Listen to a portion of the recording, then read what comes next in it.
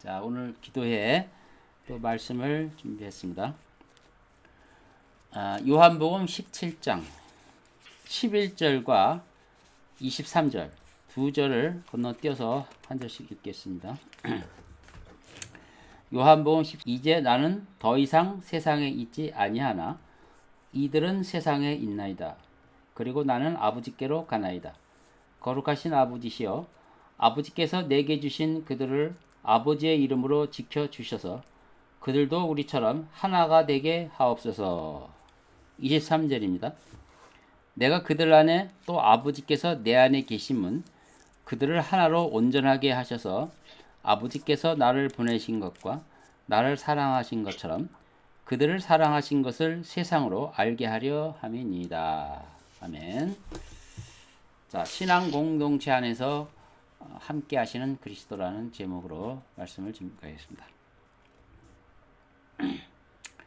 자, 우리는 공동체 삶에서 벗어날 수 없습니다. 이 세상은 찬찬히 뜯어보면 참으로 아름다운 곳입니다. 또 다른 한편으로 보면 끔찍하게도 위험한 곳이기도 합니다. 학교에서의 총기 사건이 간혹 들기도 합니다. 태풍으로 여러 명이 한꺼번에 죽었다는 소식도 듣습니다. 심지어는 사소한 거지만 모기장 안에 모기들이 침투함으로 모처럼 휴식을 망쳐놓는 것도 경험합니다. 이 다양한 삶 속에서 우리는 참으로 놀라운 여행을 하고 있는 것입니다. 우리는 이곳에 놀러 온 것은 분명히 아닙니다. 이곳은 우리 일부분과 같은 곳입니다. 그런데 우리는 뭐든지 손을 댈 때마다 엉망으로 만들곤 하죠. 뭔가 할 거리를 늘 찾아다닙니다. 그리고 우리는 어떻게든 현재 일어나는 일에 관여하고 싶어 합니다. 사람들은 그저 구경꾼이 되는 것에 결코 만족하지 못하는 그런 존재입니다. 우리는 돕고자 하며 이 창조 세계에 또 역사에 참여하고 싶어 합니다. 또 물론 소극적이고 나태한 습성도 우리 안에 있는 건 사실입니다.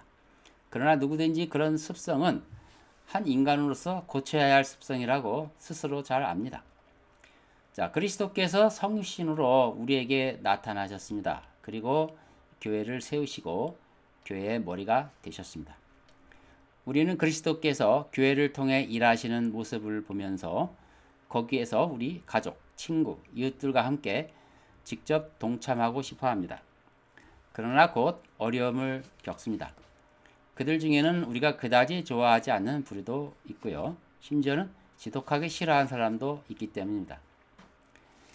모임에 관해서 말도 많고 탈도 많지만 이 하나는 분명합니다.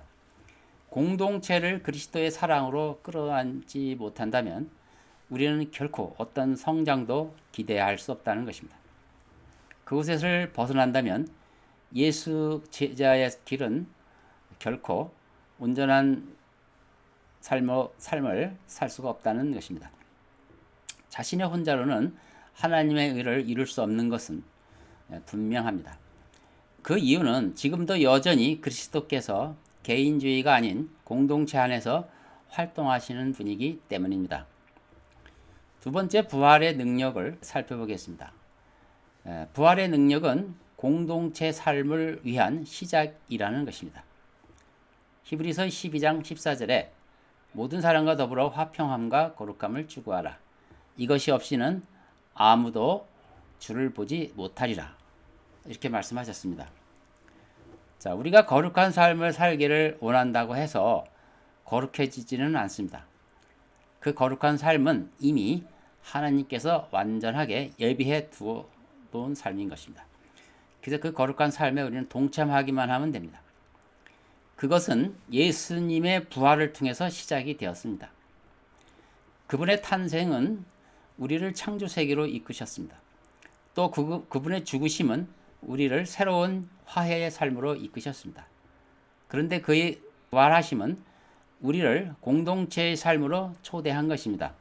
모든 것이 이미 준비되어 있습니다. 공동체 안에서 그분의 부활의 능력은 마음껏 발휘가 될 것입니다. 로마서 8장 11절에 예수를 죽은 자들로부터 살리신 분의 영이 너희 안에 거하시면 그리스도를 죽은 자들로부터 살리신 분이 너희 안에 거하시는 그분의 영으로 인하여 너희 죽을 몸도 살리시리라 하는 말씀이십니다. 이것은 장차 이루어질 몸의 부활만을 말씀하는 것은 아닙니다. 현재 공동체 안에서의 부활의 능력 있는 삶을 강조하는 것이기도 합니다. 이것은 우리가 할 수 있는 것이 아니기에 내 안에서 주님이 하시는 일이기 때문에 그 삶 자체가 거룩한 삶인 것입니다. 그래서 삶 자체가 복음 선포의 의미를 동시에 가지고 있습니다. 내가 사는 게 무슨 복음 선포의 의미냐? 왜냐하면 내 삶 속에서 주님이 나를 대신해서 사시기 때문에 그런 것입니다. 원래 캐리그마라 하는 것은 예수 그리스도의 복을 그대로 온전히 증거하는 것을 말할 때 삶이 복음 선포의 의미가 있다는 것입니다. 이 위대한 이 기적 부활 사건이 기독교를 변화하는 데만 역할을 하는 게 결코 아닙니다. 공동체 안에서 능력 있는 삶이 곧 부활의 역할입니다. 부활하신 후 예수님이 첫 번째 하신 말씀 혹시 기억하십니까? 그분은 제자들에게 성령을 받으라 이렇게 말씀하셨습니다. 요한복음 20장 21절에 예수께서 다시 말씀하시기를 너희에게 평강이 있으라 내 아버지께서 나를 보내신 것 같이 나도 너희를 보내노라. 부활하셔서 말씀하신 것이 아버지께서 나를 보내신 것처럼 나도 너희를 보낸다. 이 말이 굉장히 의미심장한 말입니다. 이 말씀하신 후에 그들에게 숨을 내쉬며 말씀하시기를 성령을 받으라. 너희가 누구의 죄든지 용서하면 그들이 죄사함을 받게 되며 누구든지 그대로 두면 그대로 있게 되리라고 하시더라. 이렇게 말씀하셨습니다. 성령을 받아야 예수님의 삶을 계속 살 수 있다는 뜻이죠. 사람들은 부활의 능력에 별로 주의를 기울이지 않습니다. 왜냐? 그것은 부활이 우리가 이용하거나 조작하거나 통제하거나 또 측량할 수 있는 그 무엇이 아니기 때문에 그렇습니다. 우리는 이렇게 우리 손으로 이렇게 좌지우지할 수 있는 못하는 것들 그런 것에 대해서는 늘 흥미를 갖지 않습니다. 그것은 전적으로 하나님이 주관하시는 일이기 때문에 그렇습니다. 그래서 우리 부활의 능력이 위대하지만 우리는 그것을 결코 관심을 갖지 않는 것입니다. 복음서는 모두 예수님의 부활 사건으로 맞춰집니다. 사복음서가 다 그렇습니다. 근데 특별히 요한복음은 부활 공동체 중요성에서 초점을 맞추고 있다는 사실입니다. 부활 후 첫 말씀 성령을 받으라는 것은 앞으로 부활의 삶을 위한 절대적인 조건입니다. 이것은 제자들과 함께 계시는 동안 여러 번 강조하셨던 말씀이기도 합니다. 요한복음 14장 15절을 한번 보겠습니다. 우리 같이 찾아봅시다. 요한복음 14장 15절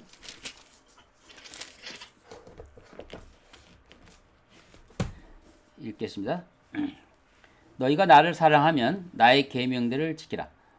또 내가 아버지께 기도하겠고 그분께서 또 다른 위로자를 너희에게 주시리니 그가 너희와 함께 영원히 거하시니라. 진리의 영인 그를 세상은 영접할 수 없으니 이는 세상이 그를 보지도 못하며 또한 알지 못하기 때문이라.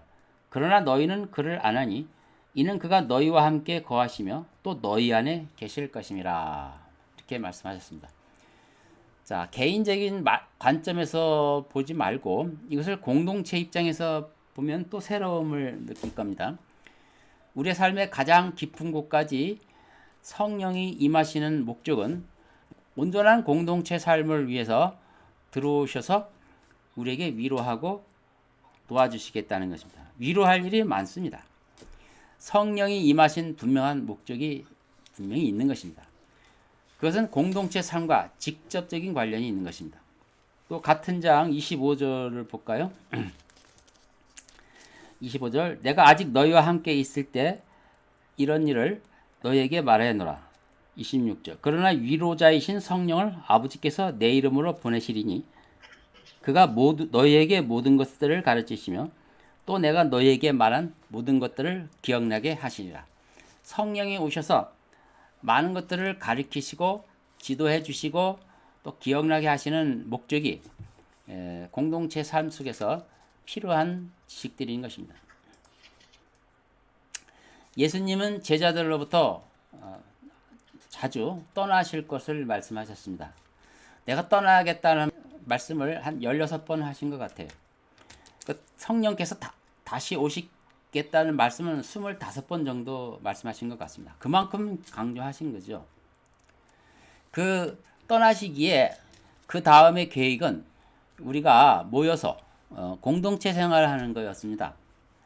그 생활 속에서 이제 늘 함께 계실 주님이 필요했던 것입니다. 그것이 바로 성령님이십니다.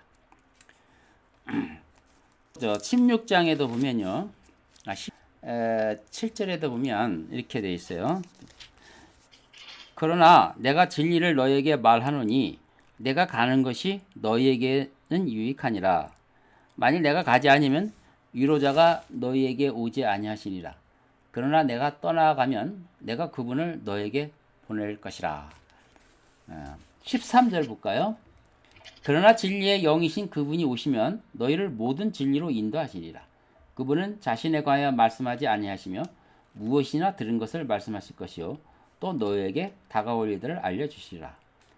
14절 그분이 나를 영화롭게 하시리니 이는 그분이 내 것을 받아서 너에게 알려주실 것임이라.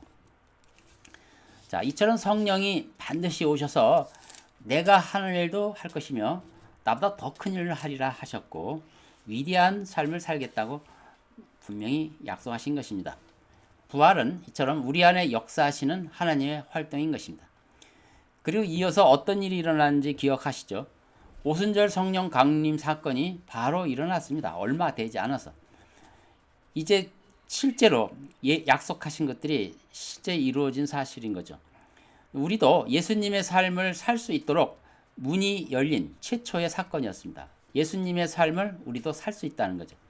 이것을 놓친다면 우리는 모든 것을 이루는 것이고 허울 뿐인 그리스도인인 것입니다.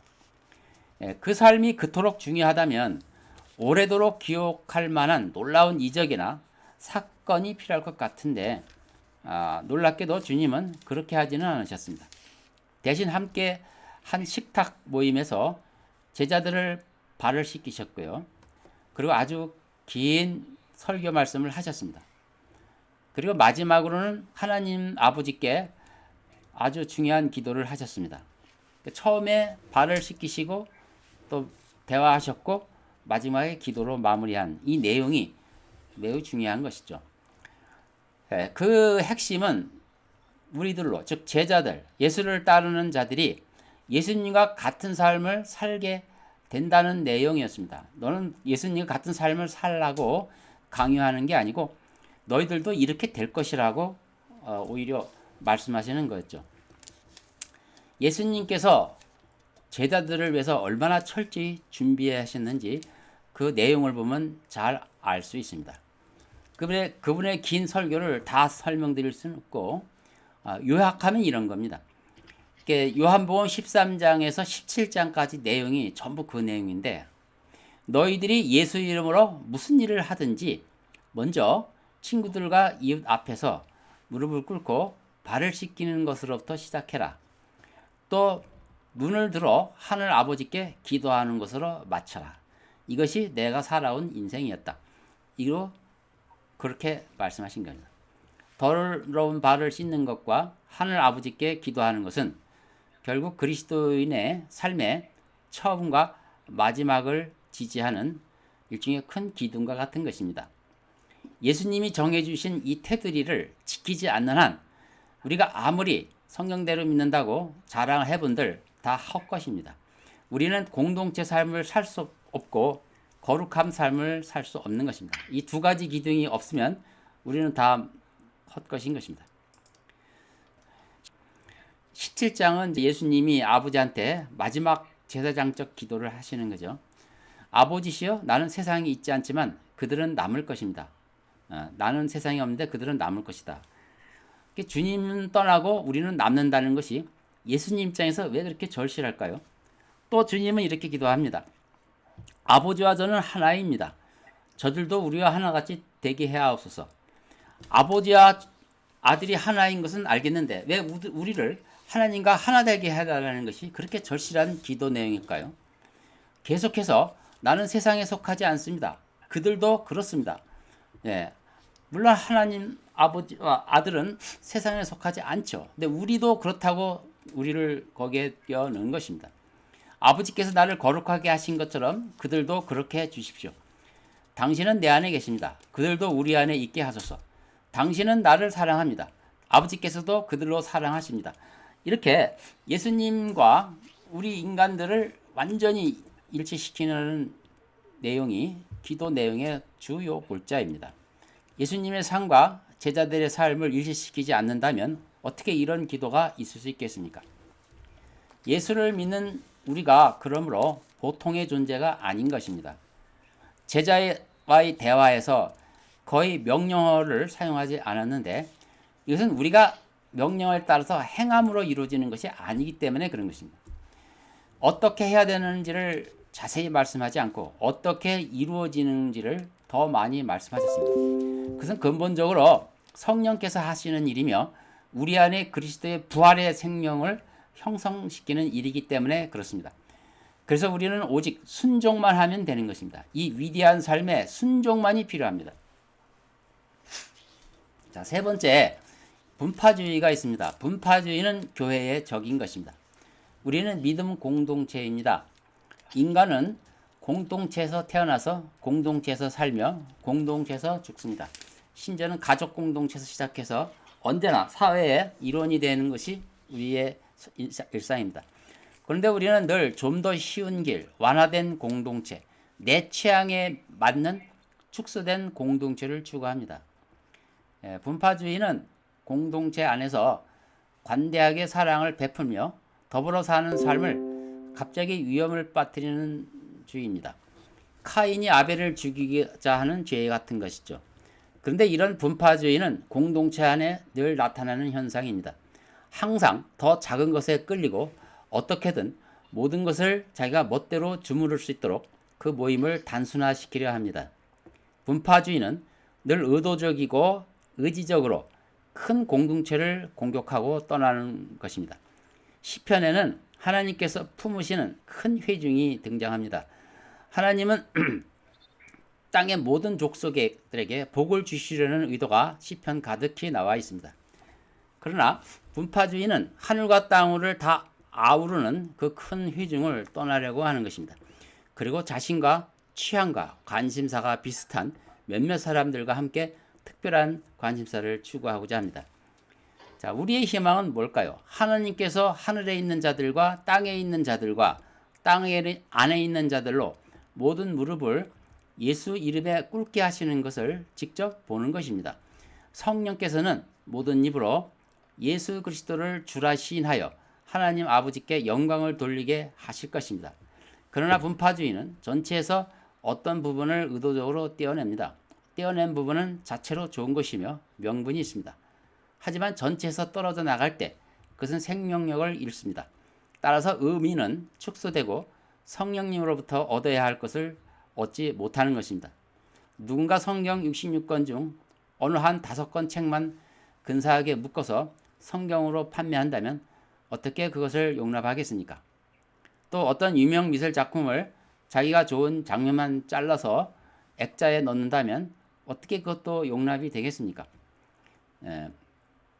이처럼 그리스도는 나누어질 수 없는 것입니다. 고린도전서 1장 13절에 그리스도께서 나누시느냐? 바울이 너희를 위하여 십자가에 못 박혔더냐? 아니면 너희가 바울의 이름으로 침례를 받았더냐? 이처럼 신앙생활은 나라는 개인에서 우리라고 하는 공동체로 발전해야 합니다. 분파주의는 그 반대로 가는 길입니다. 분파주의는 자기중심주의에 뿌리를 두고 있습니다. 내게는 다른 사람이 필요하지 않고 다만 그들에게 해줄 수 있는 것들이 필요할 뿐이라고 생각합니다. 그들은 부활의 위대한 삶을 내 욕망과 필요와 선호의 수준으로 축소시킵니다. 결국 그들은 에덴 동산에서 퇴출되는 것입니다. 최초의 분파주의는 하나님의 다스림을 거부하고 하늘까지 닿는 탑을 건설하는 것으로부터 시작했습니다. 자, 우리끼리 모여서 흩어짐을 면하자라는 명분이 그 시작점이었습니다. 결국 서로가 조각조각 와야 되었습니다. 바벨은 그러므로 분파주의의 시초입니다. 그래서 하나님은 분파주의 성향을 변화시키기 위해서 아브라함을 부르셨습니다. 그것이 바로 하나님과 더불어 사는 공동체적 삶의 시작입니다. 그러나 그 삶은 오래 진행되고 느리며 복잡하게 흘러갑니다. 현재도 진행 중인 위대한 운동입니다. 이것은 이미 고대로부터 시작되었고 예수 그리스도의 부활로 완전한 전환점을 갖게 됩니다. 부활 후 하신 말씀 성령을 받으라. 이것은 첫째 아담의 코에 생기를 불어넣으시고 그 생명호흡을 넣은 것 같은 말씀과 같은 레벨의 말씀입니다. 오순절에 이루어진 예수 공동체의 탄생은 바벨 분파주의에 대한 단호한 거부며 역사의 전환점이었습니다. 우리는 그 위대한 부르심에 부름을 받은 아주 복 있는 사람들입니다. 이제 말씀을 결론을 내리겠습니다. 그리스도인은 위대한 공동체 삶으로 초대받은 사람들입니다. 그러므로 어떤 삶을 살아야 되는지 자신을 살피기 바랍니다. 교회는 아무리 작아도 하나님의 그 부르심에 올바로 인식하고 또 응답하는 곳이라면 그것은 어디라도 좋은 것입니다. 그곳에서 서로 발을 씻기는 일과 하늘을 우러러 기도하는 이 두 원칙을 가지고 있다면 여러분은 훌륭한 그리스도인의 삶을 살게 될 것입니다. 그렇지 않다면 부활의 능력으로 사는 사람들이 아닌 것입니다. 우리 모든 성도들이 참으로 이 공동체의 삶을 온전히 이해를 해서 이런 삶을 쭉 이어나가기를 간절히 기도합니다.